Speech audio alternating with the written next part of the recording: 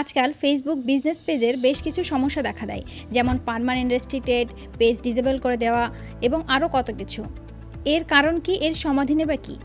আজকে কথা বলবো 5টি বিষয় নিয়ে, যে 5টি বিষয় মাথায় রাখলে আপনার ফেসবুক বিজনেস পেজ সেভ করা সম্ভব। Number 1, identity and information.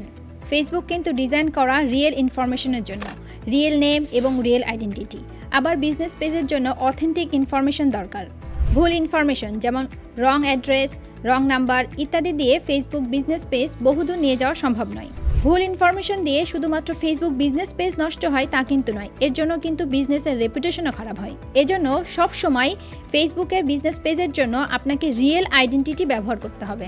Number 2, avoid misleading tactics. ফেসবুকের অ্যালগোরিদম ডিজাইন করা মিনিংফুল ইন্টারাকশন প্রমোট করার জন্য। মিসলিডিং ট্যাকটিক্স যেমন আপনি যদি এটা পছন্দ করেন তাহলে কমেন্ট করুন, আপনি যদি বিড়াল ভালোবাসেন তাহলে কমেন্ট করুন। এই ধরনের মিসলিডিং ট্যাকটিক্স ফেসবুক বিজনেস পেজে ব্যবহার করা যাবে না। মিসলিডিং ট্যাকটিক্স ব্যবহার করে এঙ্গেজমেন্ট যদি বৃদ্ধিও পায়, তাও কিন্তু পরবর্তীতে ফেসবুক বিজনেস পেজ নষ্ট হয়ে যাওয়ার সম্ভাবনা থাকে।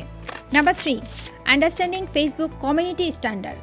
যে কোনো কমিউনিটির একটা রুলস এবং রেগুলেশন থাকে। ফেসবুক কমিউনিটির তেমন রুলস এবং ভায়োলেশনের সিস্টেম আছে।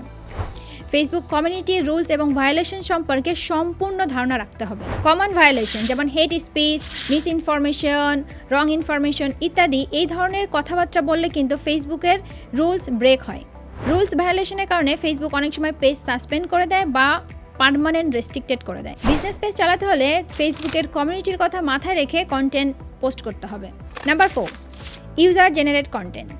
যে কোনো বিজনেসের কিন্তু একটা ইউজার বেজ আছে। যেমন কাপড়ের বিজনেসের জন্য এক ধরনের কাস্টমার বা ইউজার, মোটর পার্টসের জন্য অন্য ধরনের কাস্টমার বা ইউজার। আপনার ইউজারের কথা মাথায় রেখে কন্টেন্ট পোস্ট করতে হবে।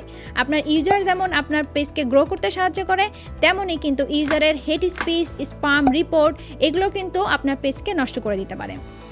অবশ্যই আপনার ইউজারের কথা মাথায় রেখে কন্টেন্ট পোস্ট করবেন, যাতে আপনার বিজনেস পেজের ক্ষতি না হয়। Number 5, advertising policy.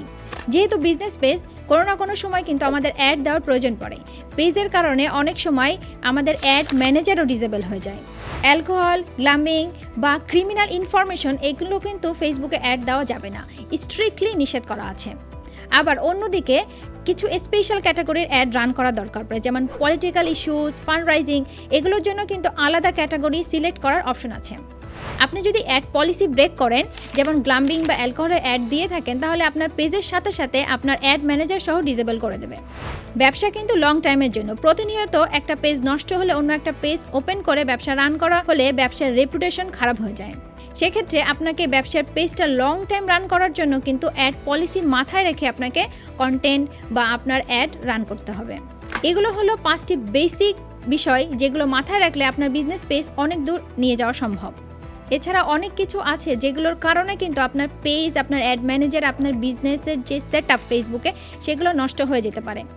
বাট এই বেসিক 5টা বিষয় যদি মাথায় রাখেন, তাহলে আপনার বিজনেস পেজ অনেক দূর নিয়ে যাওয়া সম্ভব।